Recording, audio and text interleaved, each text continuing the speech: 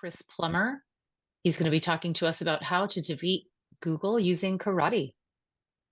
Oh, good morning. Good morning, good afternoon, wherever you are. Thank you so much for being here today. My name's Chris. Welcome to PancakesCon. Before we start, I've been watching some of the content today. There are some really, really cool people here who are not only presenting, but organizing this whole thing. And I want to say how grateful I am for the opportunity to be here. And thank you so much to Leslie and to everyone who decided that I was going to be a good choice for this. I'm going to try really hard not to let you down. Today, we're going to talk about two really cool things. One is the big Gmail bug from last June. The other is Kempo Karate. Those things together will make sense as we move along. So let's start. Let's start by talking about something that happened last summer. It all starts with email and something called BIMI, which stands for Brand Indicators for Message Identification. This is not something that was spoken in my house before last May 31st. You've probably never heard of this. It's a logo. It's a logo that's presented in your mail client on behalf of the mail client, right? So if you send a piece of correspondence to someone, the mail client sort of independently presents a logo of your brand. And this is an internet standard that's run by the BIMI working group, which is where this screenshot comes from. And without getting into all the gritty details of how this works, you meet some technical requirements, including DMARC, and a mail client shows your brand logo automatically, and it's kind of cool. And basically, not only am I telling you this message is from me, in my display name, but the logo says so because there's some security infrastructure supporting the display of the logo, and that's well intended, but it's not very intuitive, right? And so we'll get into that in a minute. This is the BIMI support matrix as of last June. You can see in the left-hand side here, there's some pretty significant players in email that support this brand display. This matrix has not materially changed since last June. We'll probably get into why in just a minute, but so May 3rd, to that earlier point about how intuitive it is for a user to understand what BIMI is doing for them. After 2 years of supporting these brand logos in Gmail, Google is rolling out this huge new feature, the blue check mark, the ubiquitous blue check mark of social authenticity, right? Now for email. And jokes aside, right? This is to help identify messages from legit senders. This is intended to give every Gmail user some real confidence that their email is really from who they think it's from. And in practice, it looks like this. You see there's a little blue check, and you hover over it, and you get this assertion of safety from Google. And to be clear, the BIMI standard is the brand logo that you see in this left-hand sort of gutter here. It's not the blue check mark. The blue check mark is a platform independent choice.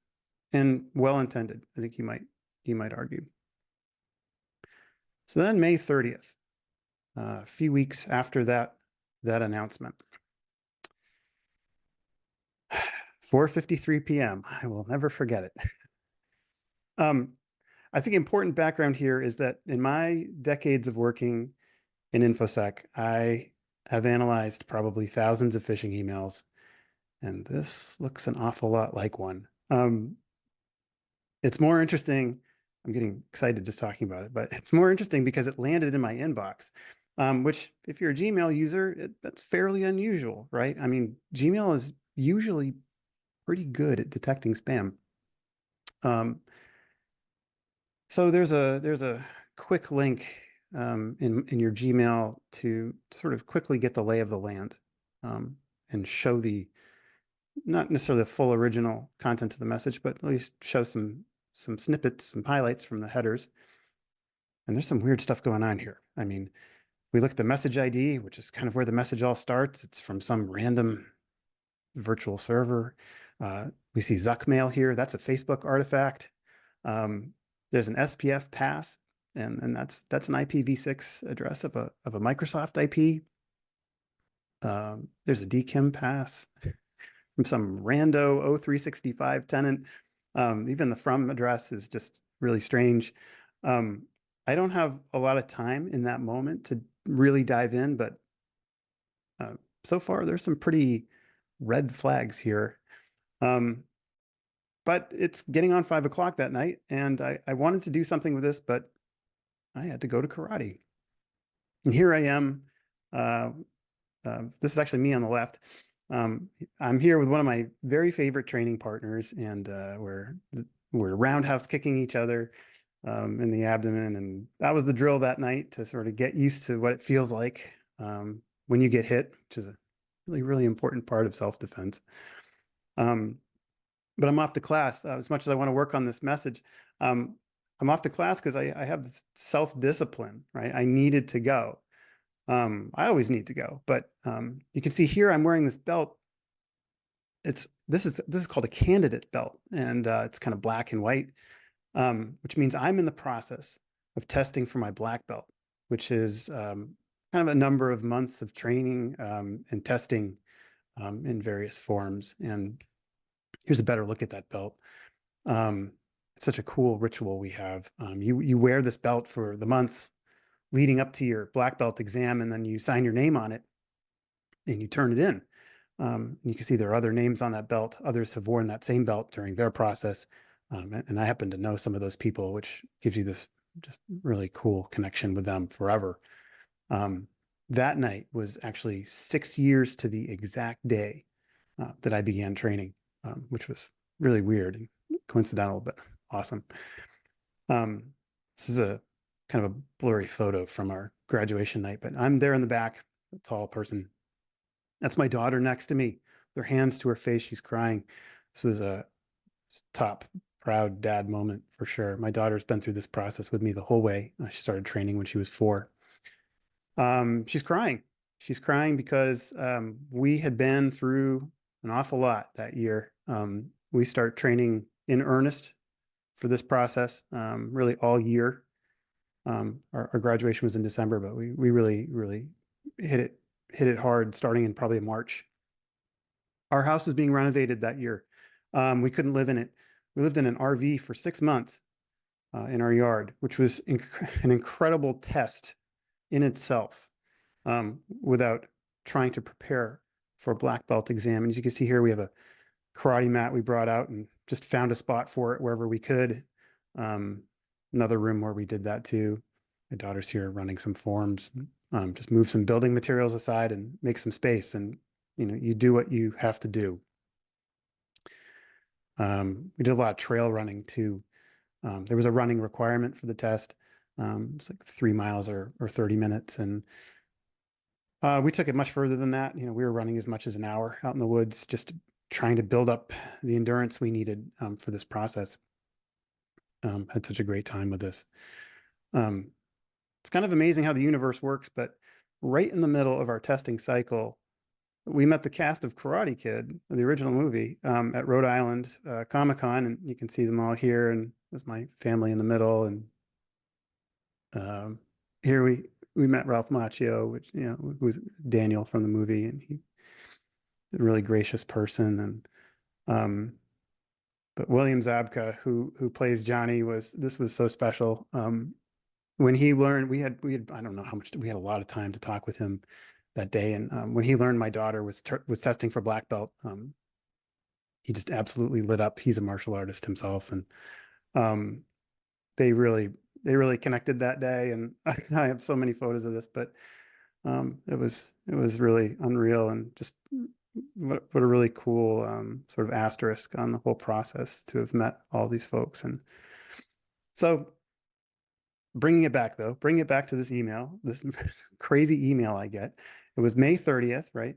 I went to class, and I came home that night, and I couldn't stop thinking about it. And I checked my email as a part of part of the process of building this presentation. And by 8 o'clock that next morning, I had submitted a bug to Google using their bug reporting platform, which I had never done. But I just let that thing fly. At this point, I was fairly confident in what I had found, and I thought this was a really big deal. I mean, this looked very, very dangerous to me. So by 5 o'clock that same day, Google responds, and they do not agree. They mark this as intended behavior. They're not tracking it as a bug, and I lose my mind. I thought I was right, and I have no idea what to do now. The big machine has told me that I'm wrong, and it feels wrong. But in another life, I don't know. For me, this probably would have been the end of it. So what? Who cares? And so as it turns out, this isn't another life. I do care. So it's time to fight.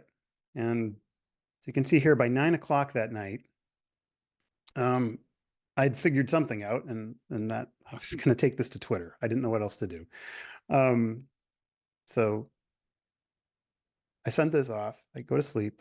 I wake up, and this tweet had exploded. There were 100,000 views that morning, hundreds of retweets. It was completely insane.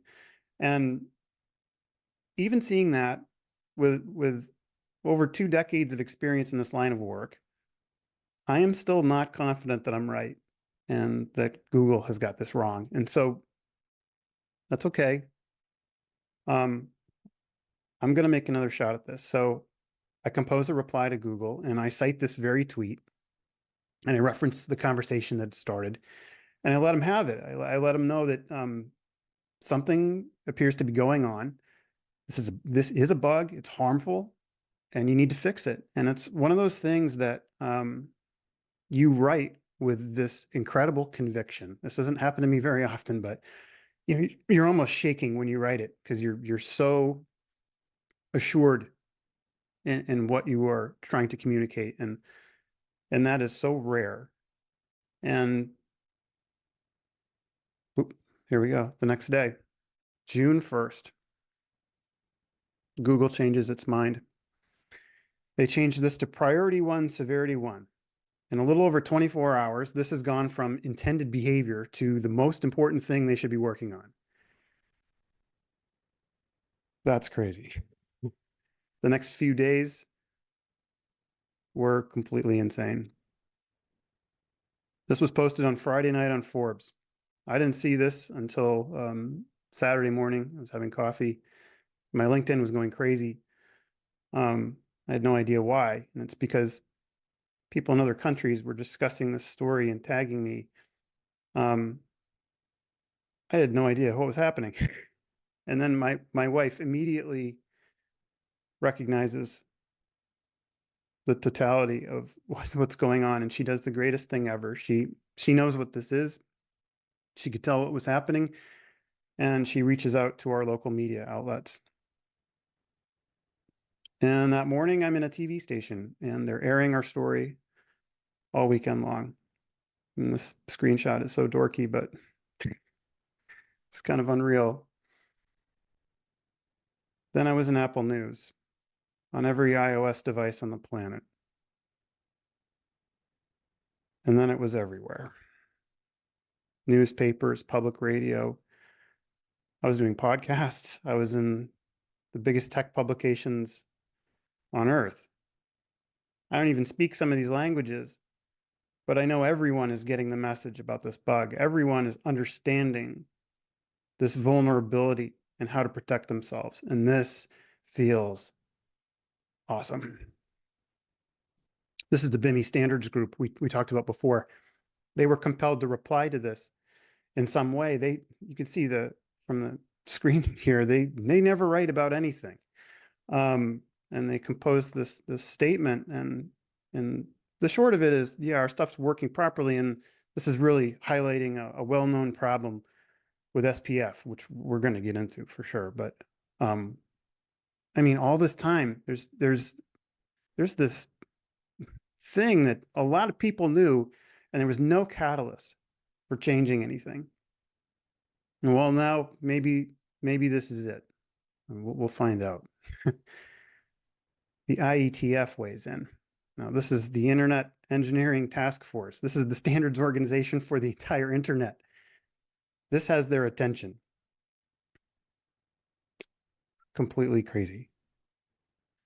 I wanted to post the entire message headers here, but this is an easier way to discuss this message. So this is in the spirit of the All Valley tournament from Karate Kid, but try to not make a mess of this.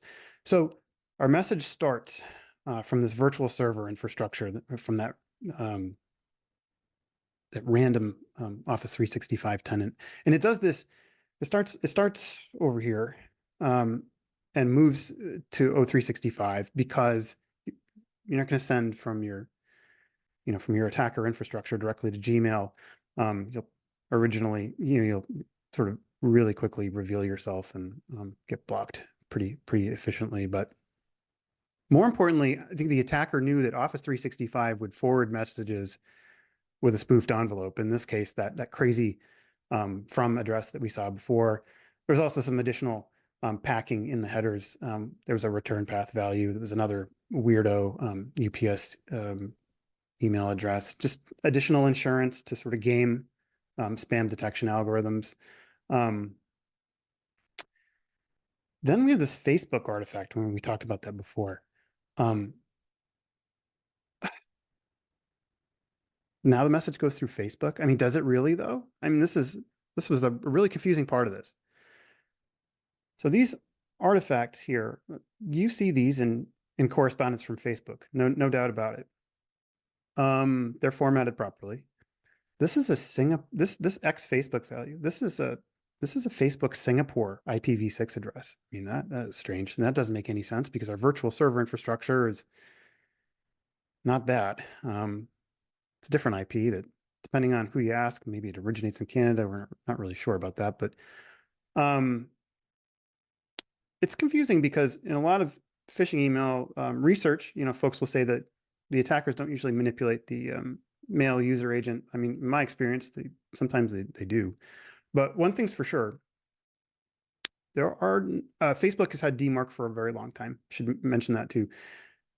DMARC leaves very predictable traces in email headers. There are no Facebook DMARC artifacts in my message. There's no evidence of a Facebook mail exchanger in my headers, and so I'm not 100% on this, but I think this is tradecraft. I think this may actually have something to do with maybe the actual source of the message. Who knows? But that was a really tough detail to navigate because at first this just looked like a further complication in delivery. UPS. Okay, so this is an enormous detail. They had a shared Microsoft IP in their SPF record, and this permitted anyone in the office farm to send email on their behalf. And I think many of us who work in infrastructure know how consequential shared IPs are, right? So I think 3 main points here. I think the attacker knew that Office 365 was a soft spot. It knew Office would send that message down the road no matter what, because this is what the attacker does for a living. They had certainly done this before.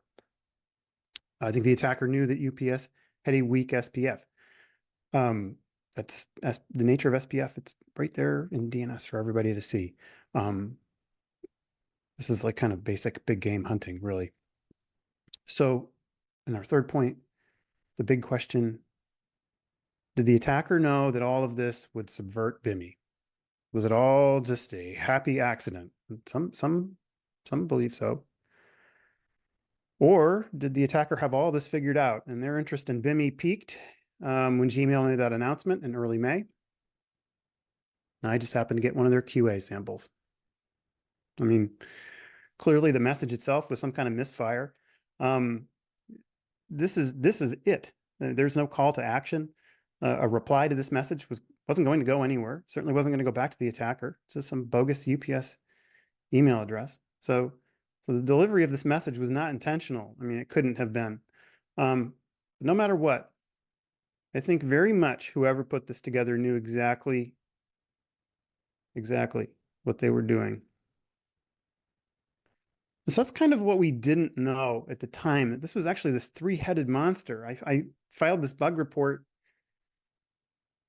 with Google, but as it turns out, I probably should have filed three. Now it's interesting. So if it wasn't already, I guess, but for a few days, Google just shuts Bimmy off. It just turned the feature off altogether. I read that in some LinkedIn conversation folks were having about this. Whoa. Then it came back. It wasn't off for long, but now they look further back in their message headers for signs of failure, and they require DKIM, which is a really interesting detail because Bimmy does not prescribe DKIM or SPF. We're kind of getting in the weeds of email here, and so forgive me, but the standard for Bimmy is just a DMARC, quarantine, or reject. You can get that with DKIM or SPF. I think at this point we know which one's the stronger standard. Other email clients don't have to do it like Google did. That's kind of an interesting point. So Google makes these changes. I don't even know personally if these changes just impact Bimmy for Gmail, or if they have an impact on the way all email is handled in Gmail now. I probably will actually never know that, but I am interested to know that. UPS, of course, we've talked about their misgivings in SPF. They made an emergency change and removed that on June 2nd. And that is a big change for a company like UPS to make in under 2 days. The kind of third-party dependencies that organization must have. I cannot imagine what it took for them to make that call. Microsoft, right? So here's a snippet of some Microsoft headers. We saw the message went from our virtual server infrastructure to Office. Right out of the gate, the message fails DMARC because the SPF failed. The IP address of that virtual server was not in the UPS's SPF, for their shortcomings. They had that was working right, but Office 365 continued processing the message anyway, which is weird, except it's not weird because that's exactly how Office 365 handles DMARC. You can see in here there's an action, reject, override reject. Instead of respecting DMARC, Office marks it as spam and keeps it on moving. And I found this story as a product of doing some further research for this presentation. Maybe a month ago, I find this story. This was a story from DMartian from last July, about a month after the bug discovery. Weird timing. Microsoft completely changes this behavior in Office 365, almost certainly in response to the publicity generated by this bug. That's game over. I mean, we did a whole lot of good, and at the time, I think we knew about a third of it. and the whole thing is surreal. The media part was one thing, and that's nuts. But the Bimmy standards group and the IETF was this whole other thing. But infrastructure changes by 3 of the biggest brands on earth, all from that little email. Overwhelming. And so that was the Gmail bug, and that's what I call it. That's what we still call it in my household. And excuse me. Now I want to kind of stray back to karate here for a minute. These words here, this is our student creed. These are our values, the things we live by, things that I live by. These things are swirling in my head all the time. I've probably said them 1,000 times. I see a lot of these things in myself. I see them reflected in the way that I handled the Gmail bug. The modesty part is really tough because it's a lot of, obviously you saw, it's a lot of attention. And so that has to be for a really good reason, which I think it was.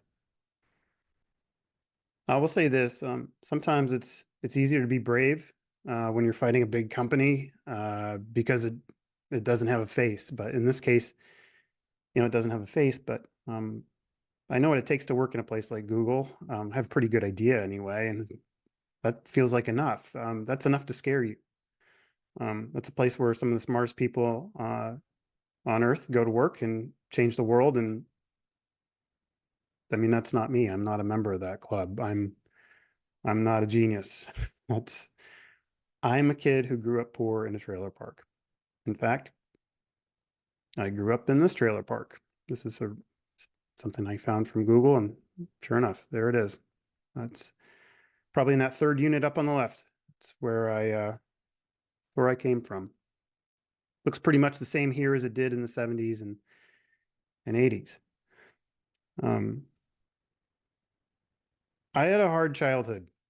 My home situation was not good, and that is an understatement. And that is a whole thing for another time. But I would end up running away from home. I will never ever forget the night that I ran for good. I had actually run a few times before that. I put on these shoes. In the middle of the night, I just ran. I ran right down the middle of the road, 5 miles in the dark. I would spend the next 2 years of high school living with friends. As I've done almost my whole life, I've just tried to model other kids who were smart and had families that were intact.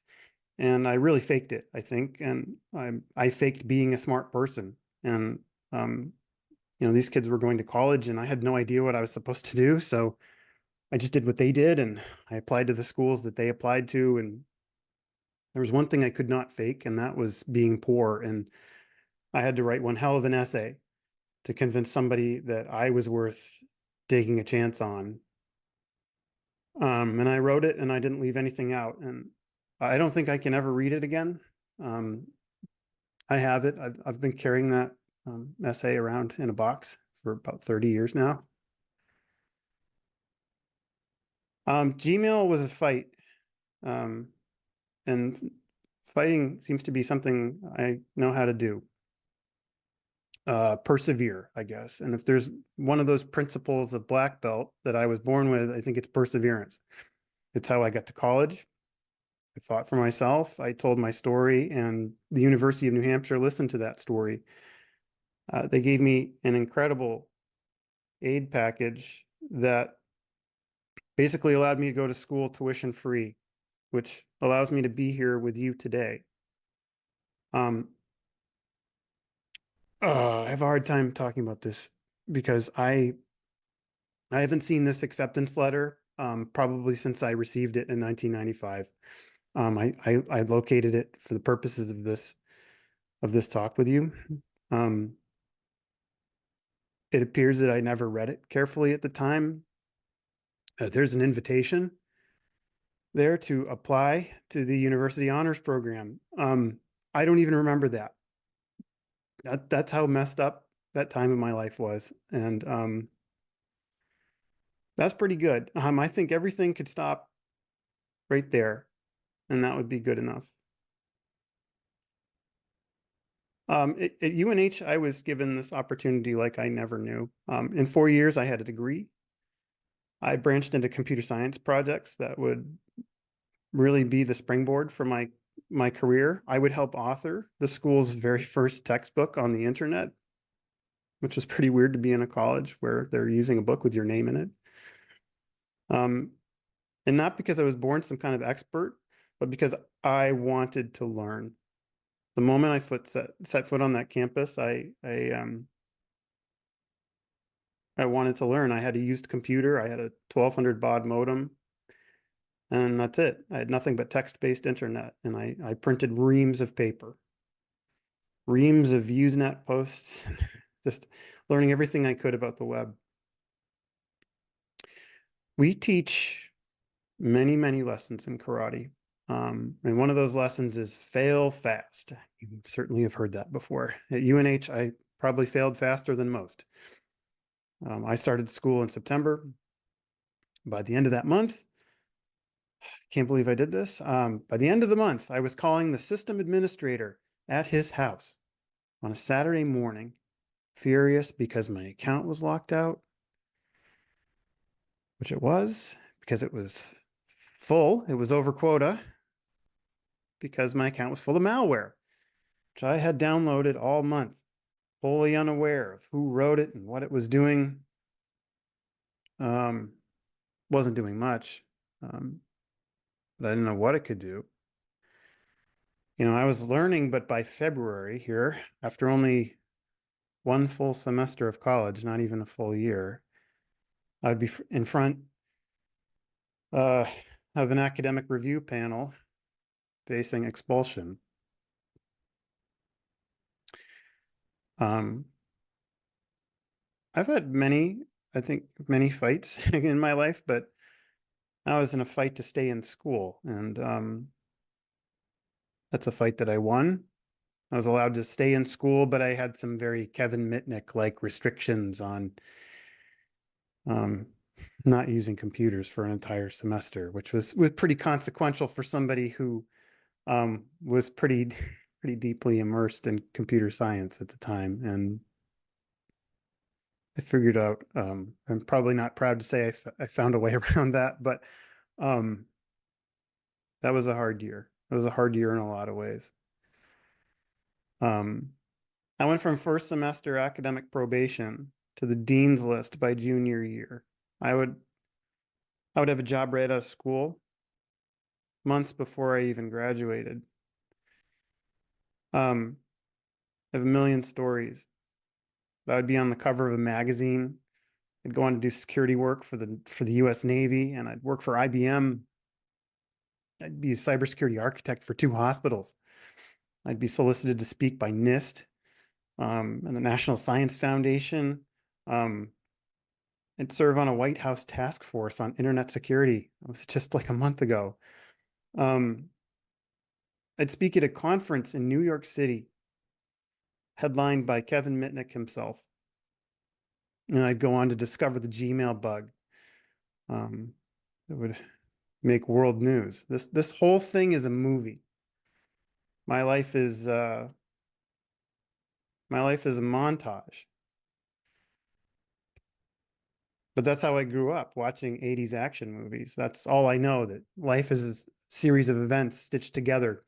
And because every montage builds to some positive outcome, that's how I think of everything. You put in the work and you get the result. And in the middle, there's all this other stuff like taking chances and failing and getting back up. But to quote this scene from Rocky IV, in the end, you're the one standing. That's what I do. And that's sort of how I bridge this into karate. Karate's kind of the perfect thing for me. It has ideals. It takes hard work, and you fight. This is a photo from 8 years ago. This is the first photo I have in a white belt, here with my daughter, who at the time was 4. I always wanted karate to kind of change my personality and just make me better. And I don't know, in time so far, it doesn't really change your personality, but it does change your work ethic. I don't know if 8 years feels like a long time. It sure feels like it when you're first starting. When your karate peer group is measuring their experience in decades, and the senior practitioner in my art has been doing this longer than I've been alive. I don't know, maybe there is still some time for my personality to mellow out. Who knows? These are just words, but there's some of the first words that came to my mind when I thought about Kempo. It's funny because the first things I thought of were not the predictable things like self-defense or strength or confidence. And I don't know, maybe those are too obvious, but karate is structure. We're tested. Well, we don't like to say tested, but we're evaluated every 8 weeks. Now every 16 weeks is a black belt. And I've been in many, many tests in 8 years of time. I've never failed a test. I refuse to fail a test. I refuse to show up and not be prepared. You are accountable. No one makes you go. No one makes you put in the work. You train and test. You train and test. And that repetition makes you consistent, and there are no surprises. You put in the work, you get the result. I love that. This is goals. Goals is one of those weird words that you look at too much and then it doesn't make any sense. But we set goals, we plan them, we measure them, we adapt when the plans are not working, we achieve them, and we start the process over. And that those goals are not just karate things. These are like basic life skills. You know, your whole life is just this series of goals, and that's what you come to understand. And when you have these, I don't know, character traits, I guess, granted to you through this journey to black belt, and you have responsibility and you have work ethic, you succeed and you see opportunity. And that's what I feel like I've been able to do really my whole life, but more than ever in these last 8 years as a martial artist. That is a real gift.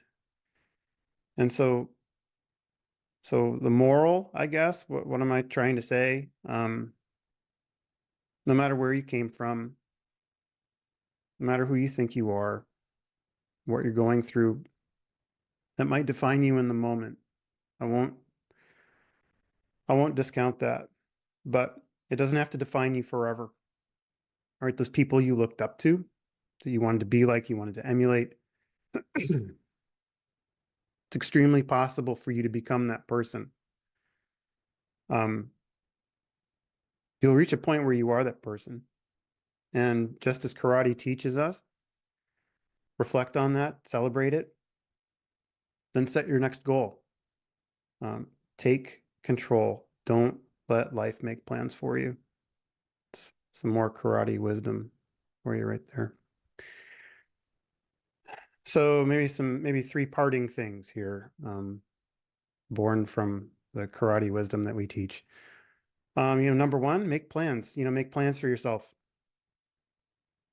Number two, face your fears. Versus don't be afraid. I mean, everybody's afraid. Fear is a natural response to your world, but every time you face your fear, you get stronger. Accept help. That is, how do you distill that, right? Let others help you. Be teachable. Be a teachable person. Sometimes goals have tests. Actually, any goal worth having usually does have a test. Embrace tests. Prepare for them to the point where you cannot wait to take them. Okay, tests are not games of chance. I used to think that way. My academic career, no doubt. Now I realize what a huge waste of time that was. Taking chances means, taking risks. I think we saw a little of that earlier, but it also means respecting boundaries, and you have to cultivate this sense of when you're crossing a boundary, and you need to exercise some judgment. And sorry, when you're stupid, you're stupid.